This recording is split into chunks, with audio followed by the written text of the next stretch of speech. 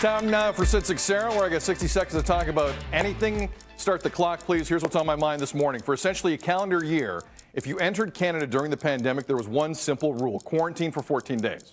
No ifs, ands, or buts about it. It's a necessary evil, but it certainly complicates a lot of things, especially if you run an NHL franchise.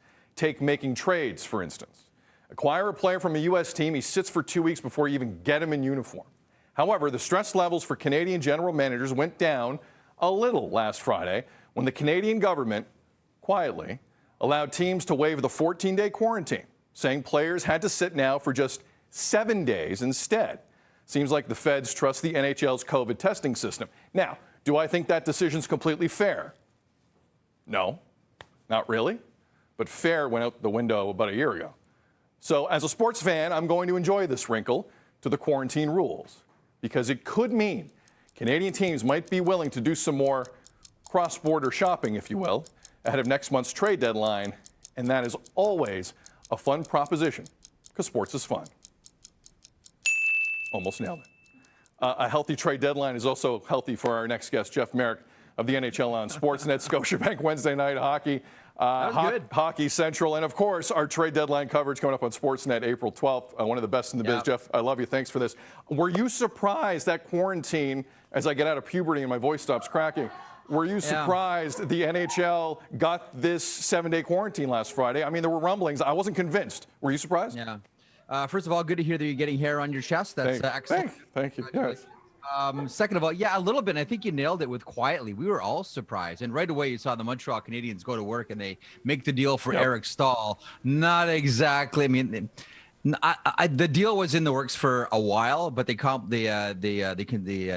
it the same day that the Canadian government says, free pass, you can do the 7-day quarantine. I'll put it this way. A lot of Canadian teams were concerned with what happened with Winnipeg. Now, Winnipeg, a couple of months ago, made a trade for a guy by the name of Pierre-Luc Dubois from the Columbus Blue Jackets. He had to quarantine for 2 weeks. And when you ask a player to sit for 2 weeks, essentially stay in a hotel for 2 weeks, that's the end of the training right there. So he comes back and right away he gets injured. That, Sid, as you know, scared every single Canadian general man. Whoa, we don't want to do this here. One, we're going to lose assets in a trade. Second, the guy we're getting, we're not going to have for 2 weeks. And then we're running the risk of injury. That terrified GMs all across this country. So let's bring it kind of closer to home here, Jeffy, with Kyle Dubas and the Leafs. Jack Campbell's dinged up. Frederick Anderson's dinged up. They got goalie issues. It doesn't look into the standings yet, but they exist. If you're Kyle Dubas, were you hesitating because of the 14-day quarantine rule and now thinking maybe it's go time ahead of April 12th and that deadline? You know, that's an interesting question, because there was a window there, and it started on March 11th where the Maple Leafs weren't going to play a whole bunch of games, and we all circled that date, and this was with the 2-week quarantine. You know, we were saying if the Maple Leafs are going to make a move and get someone and have them sit for 2 weeks and then have enough time to get them in the program, get them ready for playoffs, the trade should be right around March 11th. That came and went. And then we learned that one of the main teams driving the bus, Sid, on lobbying the Canadian government to change the quarantine rule were the Toronto Maple Leafs. Mm-hmm. So did they know something that we didn't know? I don't know. I wasn't in those conversations. But this does make it a lot more palatable for the Toronto Maple Leafs. So we all think that they're still making moves, and maybe depth goaltending is one, but put it this way, no one is in the mood to help out the Toronto Maple Leafs, as you well know, on any day, let alone in a season when the Maple Leafs might contend for the Stanley Cup. They'll make a move, but we've all circled either a depth defenseman or a top 6 forward, and we're all really kind of looking at Nashville right now. Jeffy, the days of me having 25-minute blocks are over. 10 seconds. Do you like my jacket? Yes or no? Do you like it? Okay, I noticed a theme here. Listen, Sid, we're all very excited about Easter. Marshall McLuhan once said, if you say something on radio, people will discuss what you said. If you say something on television, they'll discuss the color of your tie. I love your Easter-themed suit. Why do you look like an egg this morning?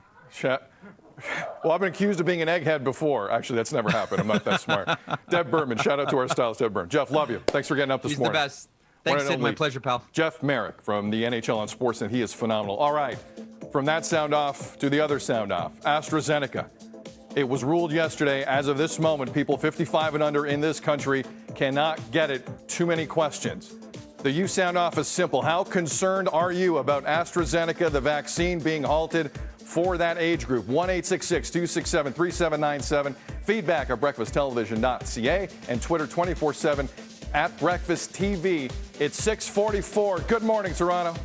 This is BT.